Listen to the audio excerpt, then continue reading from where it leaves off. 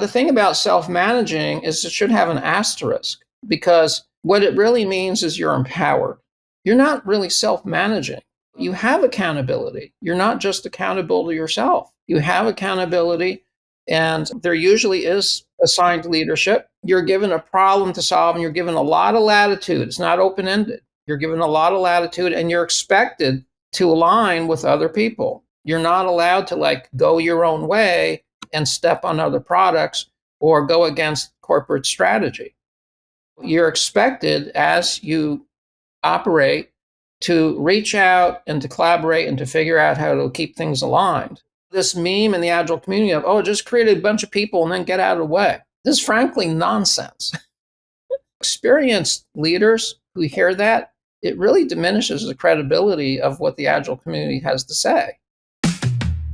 Hello everybody, and welcome back to the Boundaryless Conversations podcast. On this podcast, we meet with pioneers, with thinkers and doers, and we talk about the future of business models, organizations, markets, and society in this rapidly changing world.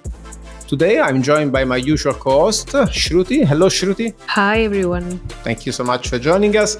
And we are excited because today we are joined by Cliff Berg, co-founder and managing partner at the Agile 2 Academy and a leading figure in Agile and DevOps advising worldwide. Cliff is the lead author also of Agile 2, the Next Iteration of Agile, bringing a very fresh perspective on Agile methodologies.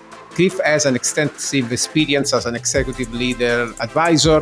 Cliff has also helped shape the Agile practices of many organizations worldwide. And today, he will share insights into the evolution of Agile, especially in where it's headed, a topic where I intuitively believe that we share a lot of common ground. Cliff, it's very great to have you with us today. Thank you, Simone and Shruti. It's a pleasure.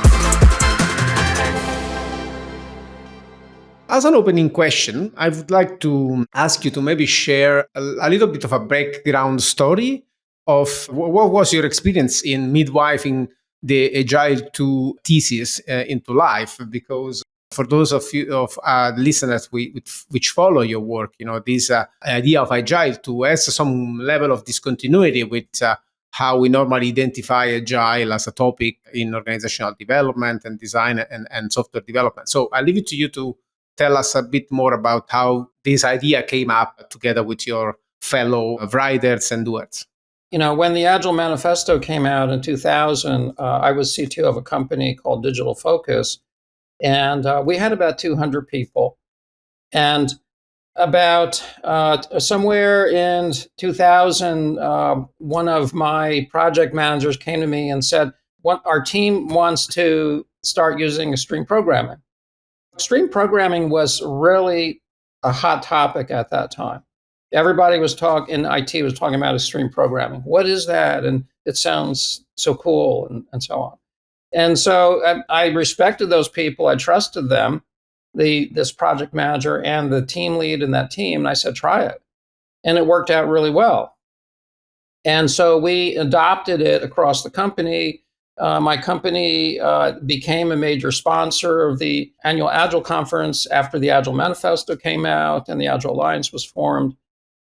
But then I watched in horror over the years because the Agile Manifesto created the Agile movement, which kind of took the mantle from extreme programming. Before the Agile Manifesto, it was XP. And all of a sudden, it was Agile. And interestingly, they don't align well, because XP is extreme by intent, whereas the Agile Manifesto is very much about balance, not extreme. But no one kind of noticed that discontinuity. So anyway, but it's all good. There are different ideas. But then as the Agile movement kind of started to gain steam and be used at scale in companies, things didn't work out kind of that well. And then, you started to see a proliferation within what became the Agile community of different focuses. And the Agile movement became very much about human and behavioral process things, which are all really important. In fact, it's kind of the most important thing, but started to ignore the whole technical side. And so that kind of bifurcated the movement. As a result, DevOps became its own thing instead of part of the Agile movement, even though early proponents of CI/CD identified as Agilists. So much dysfunction grew out of those times. You started to see, from very early on, these frameworks, starting with Scrum Master certification, really created a very bad trend.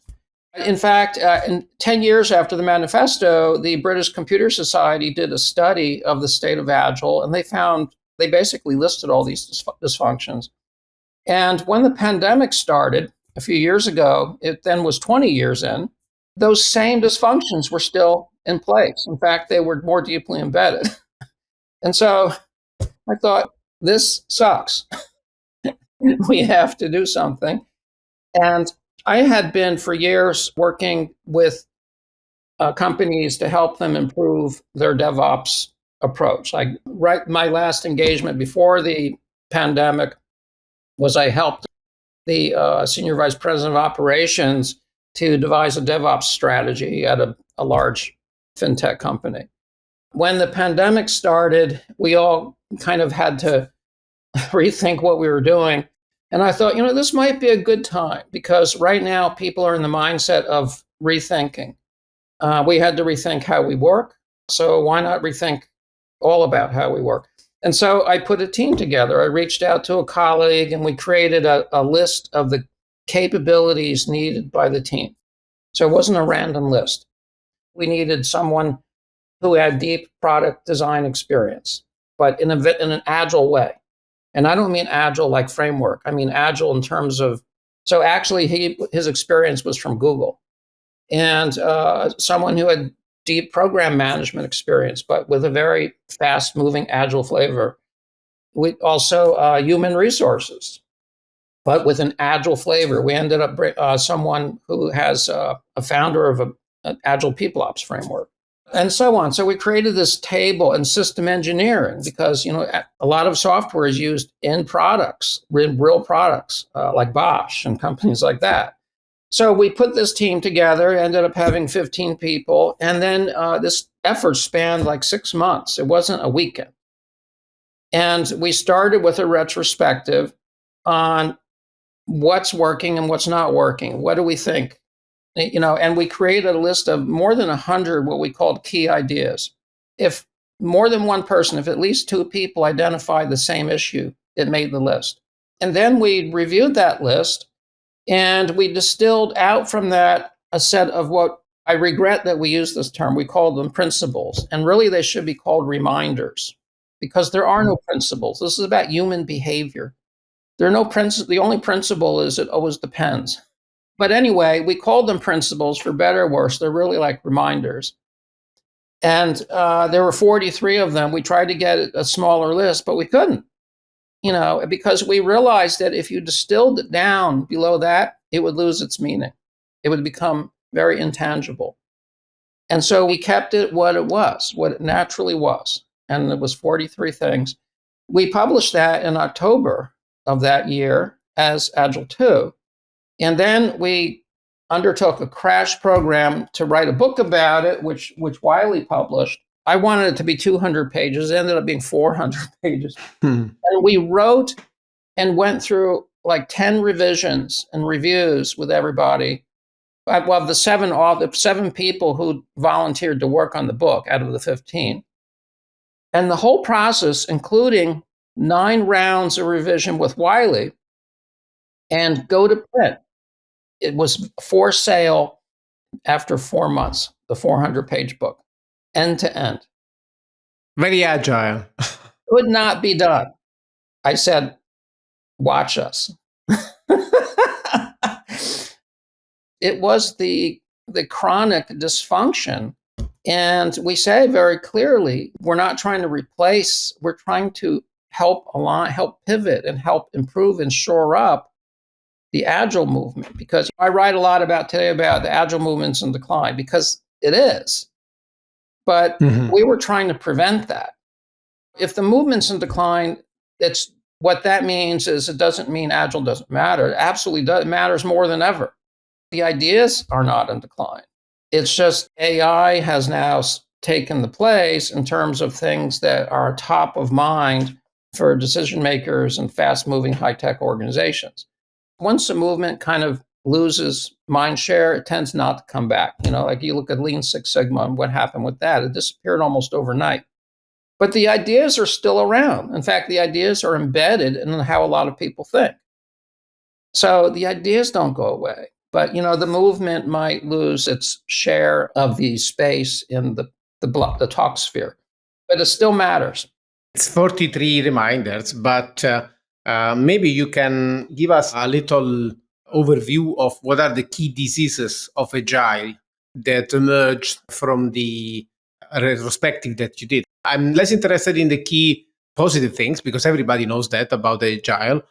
But many times we forget that there are some issues maybe that could be both ingrained in the very idea from the very start, or maybe just things that diseases that we acquired as a movement over the years. So, what are these major problems that you have identified? At least groups of topics that maybe you can give us an overview so that we can kind of piggyback on those.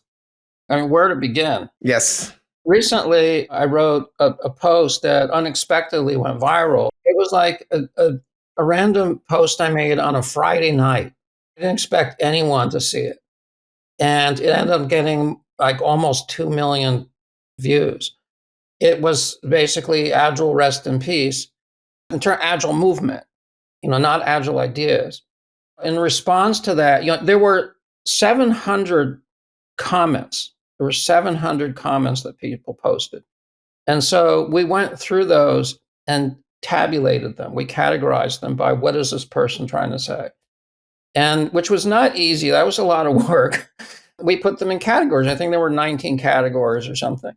And the top one that people mentioned, which was exactly what we found in the Agile 2 work, the same exact, it aligned perfectly.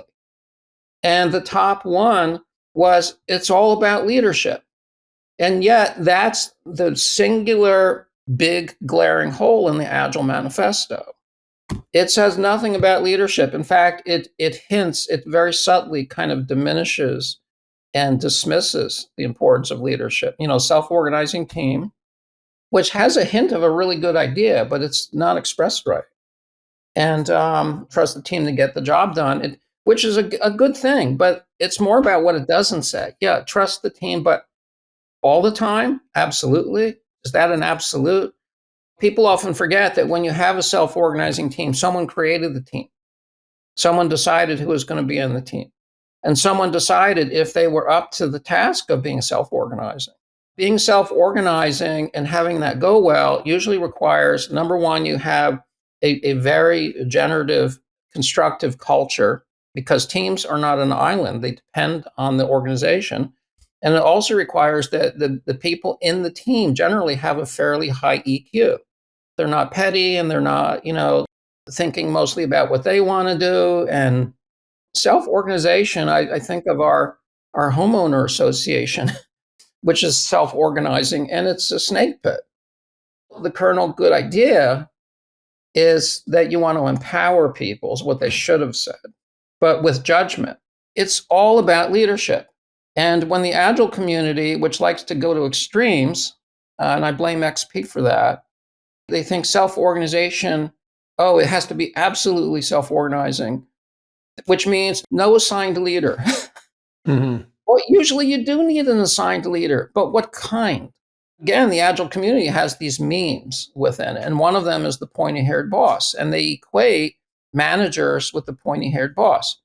Well, there are a lot of really effective, agile, powerful companies that do amazing things that have lots of managers, and a lot of them are really good.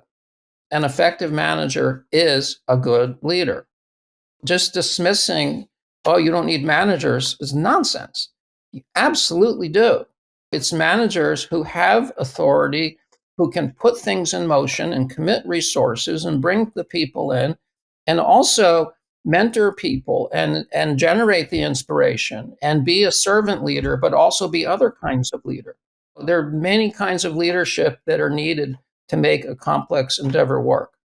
It usually is not, it's not one person. It's the kinds of leadership. We actually, in the course that we have, there's a list of types of leadership that tend to be really important in complex initiatives. If you have the right kinds of leadership, it doesn't matter what framework you have. In fact, you're better off without any framework. If you have a framework and bad leadership or insufficient leadership, you'll still fail.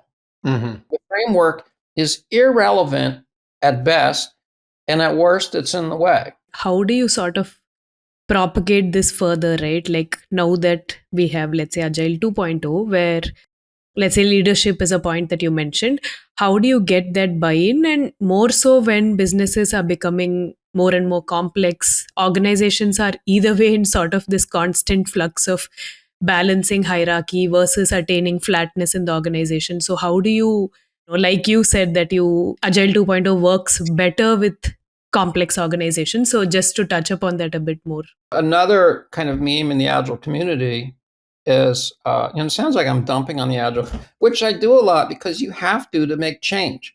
Agility is important. That's why I dump on it to get people to rethink stuff. One of the memes is that hierarchy is bad. It can be. It absolutely can be. The thing is, you need structure. And a lot of organizations have too much hierarchy, they have too much structure. But the real issue is how people behave. Because if there's a culture where you're allowed and expected to work with other areas and reach a cross structure, then the structure doesn't matter. What's toxic is if the structure is used as domains of control and domains. In order to talk to other people, you have to go up the chain, and where the different parts of the structure compete because of the way funding is allocated or incentives are designed. The structure can be very toxic, but it really is rooted in how the behavior operates of the people at the top levels and how that structure is used. Because structure enables you to mobilize people very quickly. You can tell all your people, okay, start working on this. All of a sudden, we need to do this. And so structure can make you very agile. That's why the military uses structure, because they can immediately say, all these people go over there. So structure is not inherently bad. It's whether or not the structure becomes a prison and a set of barriers is really the issue. But that said, hierarchical structure tends to be a little bit too rigid today. And what seems to work better today with, you mentioned optionality, is to create structure as you need it instead of having this permanent structure. And that has to do with Amazon has a single threaded team concept and mobilizing people in groups to solve a particular problem. But by doing that, you're creating a structure. It's just not a hierarchical structure. I love this idea that you said structure can make you very agile, because that's what it is. A few months ago, there was a big conversation around Airbnb's CEO, Brian Chesky, coming up and saying, we cut a lot of distributed teams and we centralized a lot of editorial control on things. So there was like a bit of a backlash. But at the end of the day, he needed the structure to make the organization work better and deliver better value to his customers.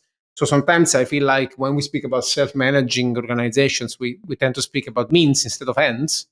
And so what's the point of being self-managing if we're not serving our customers well?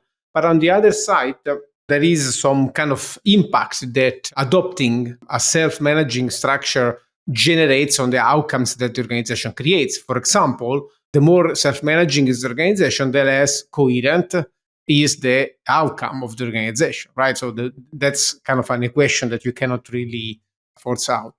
Given that you are saying we need structure, even if it's not a hierarchy that we need, but we need some structure. We need a way, for example, to ensure that the right leadership shows up at the right time. What is the problem with frameworks? For example, if let's take SAFe, okay, which is the framework that everybody blames most of the times. I feel sometimes it's very silly, the blaming of SAFe for the sake of blaming it, because it's kind of provides some affordances to solving some coordination problems or capital allocation with the portfolio staff and so on. So really, what is the problem with frameworks, and how do you make the conversation we had so far more relevant and actionable for companies? So besides saying the old way doesn't work, what do we do then if not frameworks? Well, frameworks, and the Agile 2 actually mentions this. I'm a longtime colleague of Scott Ambler. He created a major framework called Disciplined Agile, but his viewpoint is these frameworks are a source of ideas, just implement it. And frameworks have a lot of great patterns in them.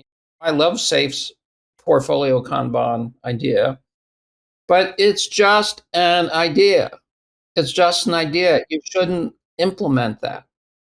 You should take the idea and then think, what should I do? If you give people a framework that, like, give it to them and say, here, do this, you create what psychologists call functional fixedness, where they stop thinking and they go through the motions. It becomes pro forma. You mentioned that you use lots of questions when you work with clients. That's the right way to start. Start with questions. How are we going to make this happen? How are we going to make sure that our culture evolves the way we want it to? How are we going to make sure that our stuff actually works and continues to work, but without slowing us down? How are we going to do that? And ideate on that. And that's where you bring in the patterns and the frameworks that you've seen for ideas, but then you come up with your own approach. The worst thing you can do is give someone a framework and say, do this. That basically kills their innovation, kills their thinking, and turns it into just do these tasks and then go home. You want a more generative approach where you challenge people to solve problems, and frameworks are a great source of ideas and patterns, but you should never implement them as stated. When you think about, don't apply frameworks just for the sake of applying them, okay, which is very resonant to the idea of, again, saying self-managing organization just because we want to be self-managing. We don't care about the ends or the outcomes. Seems a similar conversation for me, right? The point is, an organization will never be successful because it applied frameworks. It will be successful judging on the outcomes it generates on the customers. So the big word, let's say, that for me it's on the table, it's accountability, right? So to what are these teams accountable for? In some of the things that we have seen as promising in terms of new ways of organizing, we are seeing a lot of much bigger role for capital allocation, venture building, and entrepreneurial skin in the game. So imagine that teams can have their self-managing capabilities, but normally there is a balance on bearing the consequences of the choices that they make in terms of, for example, consuming certain funding that lets them do what they want, or failing to create equity value for them, or something like that. So if we want to mention major avenues of overcoming the traditional problems that we have with Agile, for example, we can start from accountability. You can maybe explore a bit of what you are seeing in terms of these and other avenues that you would suggest. Oh boy, where to start? I mean, I was in a meeting with, I guess they're VPs about 2 weeks ago in the engineering group of a client. I was chatting with one of them before the meeting. He gave me a list of things that he wants to achieve because we're working with them to create a developmental program around. They have a group manager level. We're helping them upskill those people. And the top thing he led off with was basically accountability. He was complaining that they don't feel accountable for commitments. That's a complex issue because organizations often overdo commitments. Commitment should be something that's really important. You make a promise to a customer or something. That's a commitment. If you make everything a commitment, your people will burn out. I've talked a lot with Beauraucracy, who leads the Beyond Budgeting Roundtable. And a core concept there is to differentiate strongly between commitments and aspirational goals. And then the third thing is how much you allocate to that, your budget. So aspirational goals are commitments, and commitments are very different things. You should be very parsimonious about what you commit. But if you make a commitment, you should take it very seriously. And he complained that his people don't. I think this is another meme in the Agile community. And I think the term self-managing team, I understand the intent, but the term bothers me because I know how it's read, and a lot of people in the Agile community hear a term and they make assumptions and they don't read further. They think now they read the term, they know all about it. Most teams are not self-managing. And if you look at the most agile and successful companies, and we look very closely at five, we looked at SpaceX. And by the way, I'm not an Elon Musk fan. SpaceX, he created an amazingly innovative culture at SpaceX. But that's where our interest ends. But the companies we looked at were SpaceX, Amazon, Netflix, Spotify, and Google. And they all shared very similar things. And they are not about self-managing teams. They are about leadership and very specific kinds of leadership behaviors. And those leadership behaviors are very much about giving people problems to solve and then letting them figure out how to solve it. That's self-managing to a large degree, but it's not an absolute. I mentioned Amazon's single-threaded leadership model, and you could call those self-managing teams, but it's not like they have no accountability. They absolutely do. Always someone in charge of single-threaded leadership team. It's not like, oh, there's a bunch of people and they self-organize. They don't self-organize. And a single-threaded team has to, I hate to say report, but that's how they do it. I wouldn't do it that way, but that's how they do it. It works for them. Their self-managing teams have to report to senior managers about how they're doing. And they have a very specific process for how that reporting is done. The thing about self-managing is it should have an asterisk, because what it really means is you're empowered. You're not really self-managing. You have accountability. You're not just accountable to yourself. You have accountability, and there usually is assigned leadership. You're given a problem to solve, and you're given a lot of latitude. It's not open-ended. You're given a lot of latitude, and you're expected to align with other people. You're not allowed to go your own way and step on other products or go against corporate strategy. You're expected, as you operate, to reach out and to collaborate and to figure out how to keep things aligned. This meme in the Agile community of, oh, just create a bunch of people and then get out of the way. This is frankly nonsense.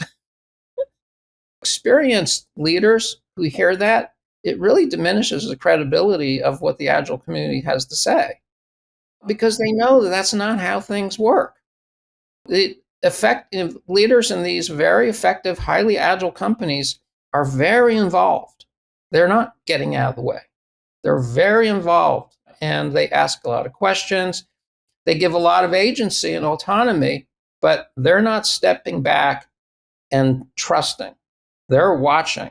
It looks like to me that when you say we need this accountability in the system, and it can be either accountability to a leader that has been empowered to lead, to some extent, he should really bear the consequences of his leadership, or there should be another type of accountability that maybe in more advanced organizations, it's an accountability to managing your own resources, for which you still need some internal kind of expression of leadership likely into a team, that needs to manage its own resources that are finite and need to be replenished either with selling services to the customer or negotiating other budgets. And I think this is interesting, to underline for our listeners that there needs to be this accountability in teams. It can be either some accountability that is given from a leadership perspective, a design and editorial leadership, like, for example, in Airbnb or other type of things, or it needs to be an accountability to how do you collect capital. So, for example, in Hire, we see a lot of these contracts where the strategic leadership invests money into teams and they need to manage their own P&L. And then you have accountability to the money that you receive. And finally, I wanted to underline another interesting thing that you said that really struck a chord with me. When you said you have to be parsimonious on what do you commit to. When we speak about organizations that develop a lot of optionality, in the past, for example, we encountered the promise theory from Mark Burgess, where you tend to describe the system as a chain of promises that you make to each other. Developing complex systems really encourages teams to don't depend too much on promises that others make to you. And so if you have a really adaptable system, first of all, you need to avoid depending on too many promises and try not to make too many promises to others, right? And this keeps the system very adaptable and keeps the optionality into the system, which I think is really important for organizations that live in the 21st century. There were few strings that stood out. So one being, let's say, leadership being a problem factor in Agile 1.0, and then now, let's say, the development of the next step. And I was also remembering the previous podcast that we had with open system theory practitioners, and how they mentioned that essentially, when a company puts out an ad, they are looking for a person who is going to fit into a certain role, which is, within a fixed mold that has already been described for them, versus hiring a person to solve a problem. So, with what you have said about the role that leadership plays as well, right? So, how do you think that the leaders can give people problems to solve rather than tasks to complete, essentially? And therefore, sort of dive much deeper into a more holistic transformation and a mindset sort of shift across the organization. So I heard three things between the two of you, and so I'll take them in reverse order. This is behavioral. Almost all of this is behavioral, and that's why frameworks don't matter.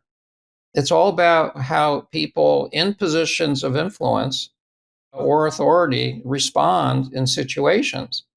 That includes like thinking in terms of like, defining job roles or looking for someone to solve a problem. And when you bring in someone new, do you just look, do they check the boxes on what we're currently doing? Or do I think they're able to solve hard problems? And then using the people you have, giving them problems to solve, and then paying attention and participating so that they don't fall off a cliff. But I think that's mostly behavioral at all levels of the organization. There's HR behavior, there's leadership behavior that impacts that. And predefining roles in terms of roles are very situational, and people tend to make their own role. So if you overdefine a role, you're really kind of creating an impossible situation. You won't find someone who really fits the role. That doesn't mean you shouldn't define roles. Again, it's not an absolute. Let's not be extreme about this stuff. The other things I heard were about promises and also like the idea of people having their own incentives, like a P&L or their own kind of like mini business and accountability. And about promises, I think that makes me think of in the course that we developed, we teach three paradigms in terms of how your relationship to another group. And they might be a third party that like you bump up against here and there, but you're not really interacting with them intentionally. It's like, imagine you're building a building, but then there's someone else building another building and you share a street and they need to close the street one afternoon, but you have cement trucks coming in. So they're not involved in your project, but you need to coordinate with them, or you need to be transparent with them about what you plan to be doing because you affect them. And then another kind of relationship is a contract relationship where they're a supplier. That often is very effective when you're buying commodity things. Like, I need to find someone to deliver salt. And you don't care who it is because you don't care one kind of salt or another. Or maybe you do. Maybe depends if you're eating it or putting it on your road, I guess.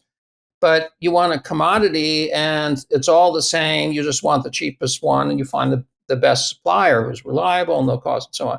And then a third type is partnership. And, there's usually a contract with a partner, but it needs to be very flexible. If you make the promise more about what they're going to do versus about the relationship, you can make it overly rigid. Because in the development of a product, it evolves and the interface tends to evolve. So interfaces are very important for agility, actually. It's like an API, but it needs to be able to evolve in a coordinated way. You need to be thinking about how are we going to collaborate about changing the promise, like easily, not with a lot of overhead. That needs to be part of the relationship, how we work together to keep changing these interfaces. If you're a partner, you both have skin in the game. In our study of SpaceX, I ended up meeting someone named Dan Rasky, who founded the commercial NASA's space portal.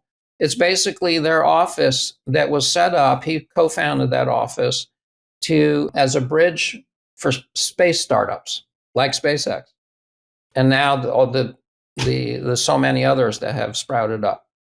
The idea was to instead of making NASA looking for suppliers, which is what they used to do, and they still do it, they basically, create a requirements list and they ask for bids on this, and that they getting suppliers. The space portal was about creating partnerships, and with the partnership, everyone has skin in the game. The vendor invests their own money to build something, and they only get paid if it works. But then they own the product. They don't deliver it as like you paid for it, it's yours. They own the intellectual property. The vendor owns it. And so there's an incentive. They now can productize what NASA got them to develop. That partnership is very important. With regard to groups within a company that have like their own P&L, they're not autonomous. They're partly autonomous. That's my problem with the word self-managing, but also autonomous and self-work. These are not absolutes. They're autonomous in the sense that they have a lot of latitude and agency, but they're not entirely autonomous. They have to align with corporate strategy. They have to ask for resources. They have to fit into the larger picture. So the autonomy is a matter of degree, and someone's watching and someone's deciding what they can have autonomy about from week to week.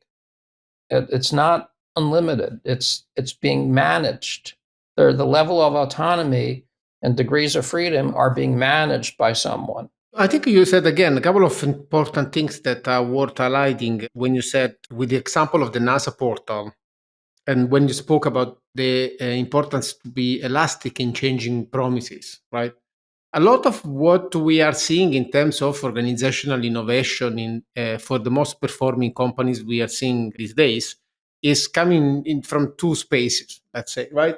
One space is platforms and ecosystems. So a lot of companies that have their third parties, developer portals. For example, in the podcast we had Scott Brinker speaking about HubSpot strategy and how HubSpot is leveraging on so many third parties, and they co-develop shared experiences by integrating different applications at different levels. And this is really an epitome of how you partner with larger ecosystems. They can distribute your products, integrate your products. So lots of the thriving organizations of the 21st century have this interface-based partnership making, continuous partnership making, which is one big direction of innovation we are seeing in terms of when we think about an organization, a product, and so on. And another one that we are lucky at Boundaryless to be at the very center of is this approach based on distributing P&L, but not only, but also the capability to contracting and to do contracting and to reach the market. So in the practice that we praise, let's say, it's not just distributing P&L for the sake of controlling TCO of things, but it's rather you kind of become, as a P&L owner, you become free to negotiate and contract and buy and sell. And a lot of these interactions between nodes happens according to what you said, bids, opening requests and then receiving bids and choosing what you want to partner with, which for me integrates a lot the perspective that we discussed before, that Of course, you can have a promise from someone, right? But the fact that somebody is promising you to do something in a contract, it doesn't mean they will going to actually do that. They may fail in doing it. And therefore, you need to develop optionality, different options and different avenues to the resources you need and so on. Which for me, it's really, to some extent, it's really acknowledging that we are living in complexity. And therefore, if we look at the industrial age and we look at the hierarchies that we have used to manage organization in the industrial age bureaucratically, those really don't need any leadership. There is a very limited amount of leadership that you need. Instead, for organizations that have to thrive in complexity, that people are used to think of, needs to be self-managing, so we don't need leaders. It's actually the opposite. You need much more leaders, many more leaders in a distributed and complex organization than you need in a hierarchical industrial organization. What do you think? Yeah, it depends what your goal is. It depends whoever owns the ecosystem, what's their goal. One of our clients is a medical research foundation that was launched about almost 2 years ago. And we helped them develop their core strategies for how to move quickly and be nimble. They have an external facing scientific advisory committee, and they also have an internal, what they had been calling a council. But the internal one is basically principal investigators from across that university. One approach, which is very kind of hands off, is just ask the principal investigator, how can we help you? And how can we help you with the grant proposals you're writing, and bring people together and treat it as an ecosystem? Another approach is to be a mission driven organization, which they are, and to use that council to ideate on what are some big problems in medical research that we think we're in a good position to solve. And that becomes much more proactive. So instead of then treating it as an ecosystem, you try to align people and you try to create opportunities. So you try to get funding, and then that you get big blocks of funding so they don't have to all go find their own grants. And you give them the funding to do things that are all going to push this thread forward to solve a big problem. What they actually are doing is a combination of the two. Again, it's not one or the other, they're doing a combination, but they are very mission driven. And because they're mission driven, they don't want it to be just an ecosystem. They want there to be a lot of alignment in terms of what all the different research teams are doing. That's very resonating with the idea that the more vertically integrated is the purpose and the mission, the more you have to exert some type of control in the organizational structure and be a bit more top down. While if you really embrace a more distributed optionality based approach, you also have to accept that things that can emerge are not necessarily aligned 100% with your mission or purpose. So I think you made a great point. That's very key, because in my experience, extremes don't usually work well, except in very extreme situations. And the challenge for the director of this institute is finding the right balance between those two, because what you just said is actually very key. You can't anticipate what people are going to discover and what ideas they're going to have. And so if you lock things down, we're all going to go in this direction, you basically shut down everybody's, you basically foreclose on that's others might come up with ideas that you haven't thought of, discoveries that might completely change the game. You have to have a mix. And finding that right mix is the challenge. The wrong answer, it's all one or all the other. There's a right mix most of the time. And finding that mix is the judgment call that is the main challenge.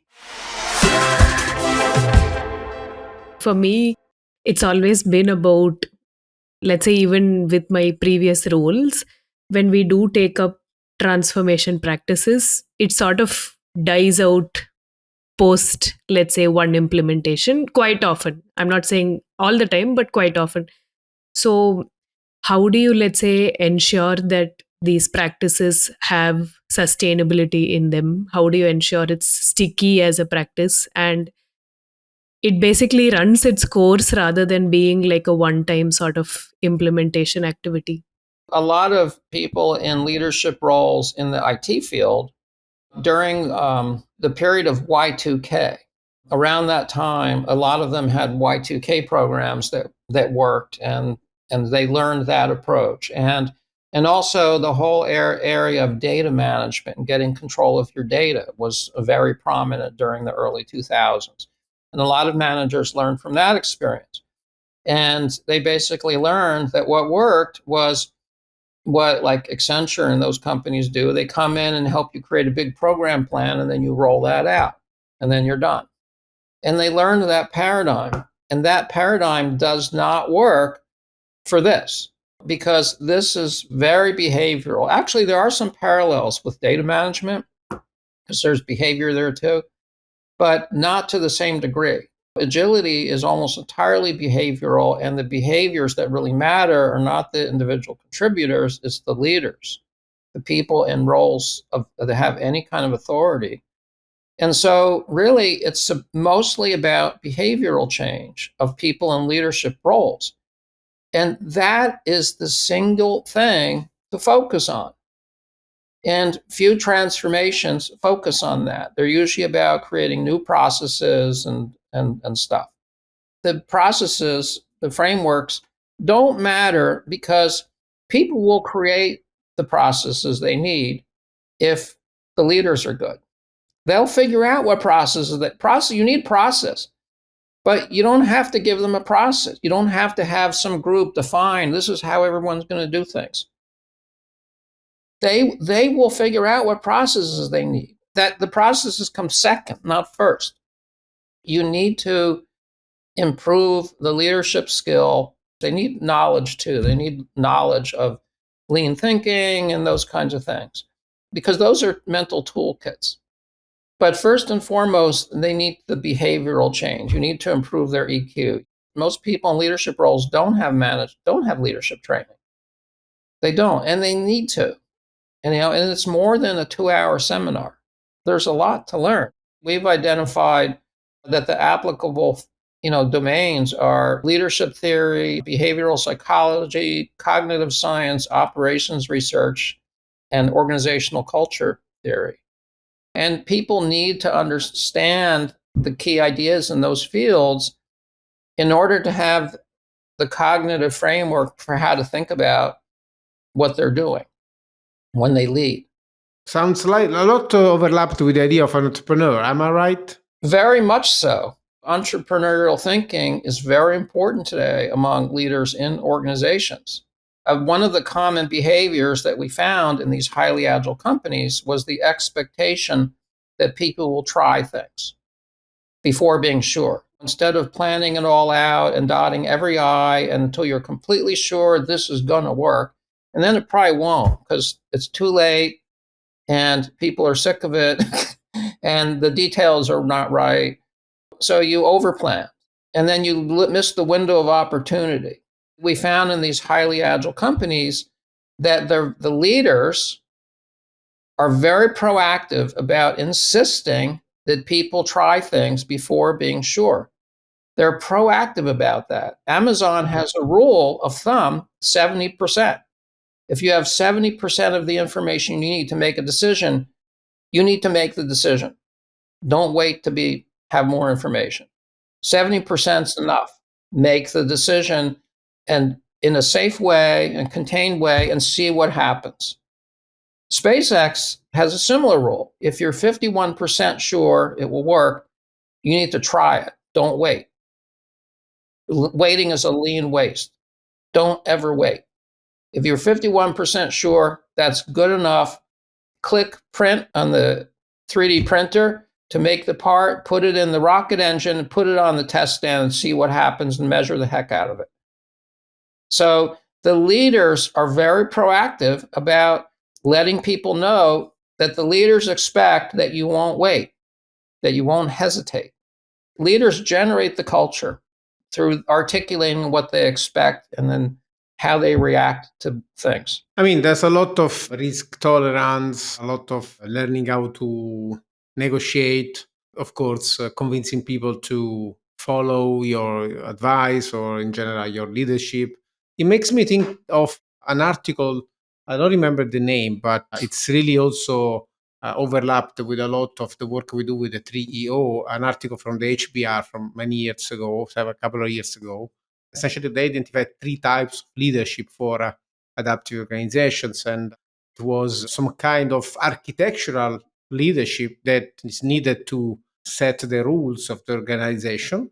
Then there was an enabling leadership, people that are more into supporting the others into these kind of hard journeys that you are highlighting as the future. And then, of course, there was entrepreneurial leadership. So the idea to bring things forward and take risk and understand customers' needs and listen and research and operational elements. This was a good framework for me. We didn't speak about much about the architectural side and the enabling side in the conversation, but I think we kind of gave them for granted that they were there. And in the system, now you have the entrepreneurial leader that extends and develops the organization in certain different directions. The whole architecture side. The edgy, you mean the intersection group people? Yeah, exactly. So he's very big on that, and he's right, because that's kind of where Agile and Lean intersect, depending on how you define Lean. Because what Lean meant 30 years ago is like today, Lean is everything. It's like all these paradigms over time, they start accumulating everything that else. So now Agile is everything and Lean is everything. So the original Lean, which was mainly about flow, except now flow is everything.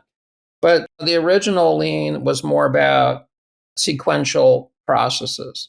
But Lean was a set of ideas on how to make sequential processes very flexible and very self correcting. And that enables agility, but it doesn't give you agility, because if you have those flexible infrastructure, flexible system, then the way you behave can use that to be very nimble. But if you have people who behave like just thinking incrementally, to be agile, you need to realize that you need to change the flow, create a new flow.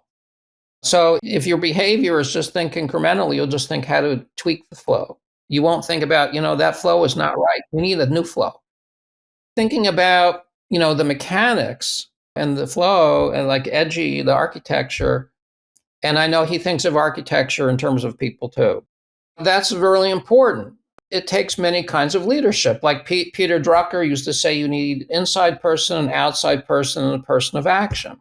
The inside person is often like the CTO. It's someone who has great technical probably abilities, or it's someone who all the people inside relate to and respect. They kind of trust that person. That person often is the one who set up the flow, the original one. Now, is it agile? I don't know, but they did set up the original flow. And the outside person is the charismatic one. If you look at Matt Damon and Ben Affleck, they both wrote Good Will Hunting, but I have a feeling that Matt Damon really kind of was the deep thinker, and Ben Affleck was kind of like wrote the exciting parts or something. Everybody wants to socialize with Ben Affleck, but Matt Damon is a really nuanced, deep actor who can act any part. It's amazing. He's believable in comedies. He's believable in these dark dramas. So there's a real depth to him. And he's kind of like the inside person. Ben Affleck's the outside person, the charismatic CEO. But then the person of action is like Andy Grove at Intel. It's like, get shit done. Time is ticking and time matters. What's happening? Where are we? Not be mean about it, although a lot of them are mean about it, and I don't think that's great. But Andy Grove wasn't mean about it. He was actually a very nice guy. I mean, I didn't know him, but actually a colleague of mine did know him. But the reports are that I've seen is that he was a nice guy. But he invented OKRs. He was very much thinking about how to keep things moving, how to keep things aligned. And you need that too, because in business, time matters. You cannot be hesitating. You need to be watching the clock. I mean, I'm extremely curious to just see how all of this sort of integrates more and more as we go, right? I mean, even within our call today, we've spoken about so many different practices and how they have sort of combined together. So that's nice to hear. Just wanted to check in with you for our breadcrumbs, as we call it, at the closing of our podcast. So, any movies, podcasts, videos, books that you might recommend for our listeners that has influenced you? I didn't know ahead of time that you were going to ask for that, and so I would have put a list together. But at top of mind, it's pretty easy. Two books I always recommend people are, one is Accelerate by Nicole Forrest-Gren. I like that book because it documents some very thorough research that she did about the behavior of teams in high-tech companies. And she found that it wasn't servant leadership, it was transformational leadership that made teams effective. That's not to dismiss servant leadership, because servant leadership is kind of an element of transformational leadership. It's a set of behaviors, and those are important behaviors, but that's not enough.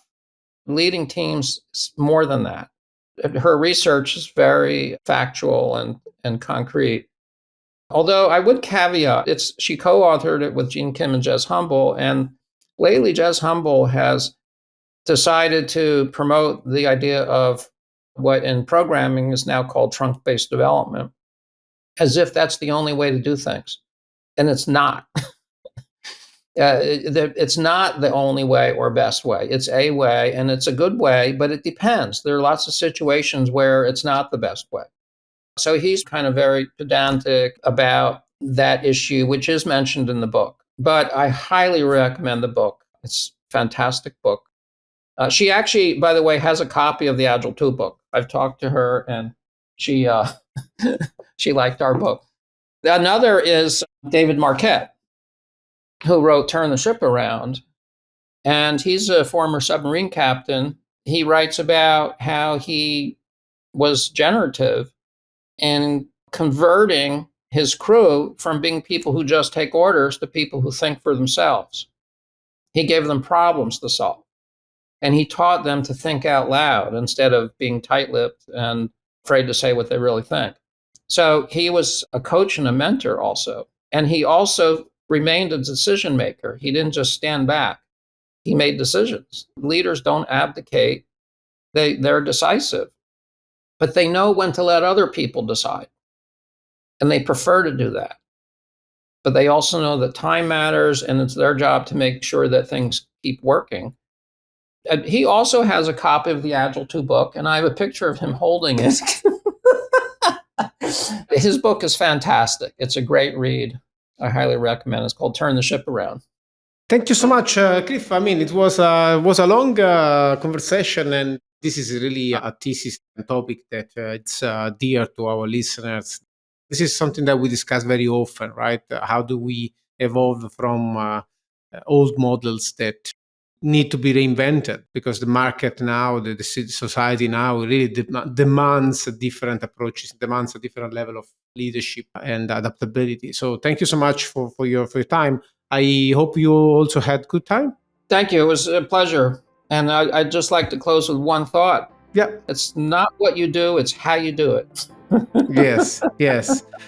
Again, we spoke about means and ends a lot of times. It's also a good way to kind of create a counterbalance, because sometimes also how you do things drives outcomes. So thank you so much. For our listeners, check out on our website www.boundaryless.io/resources/podcast. You will find Cliff's episode with transcript, the video, and all the notes.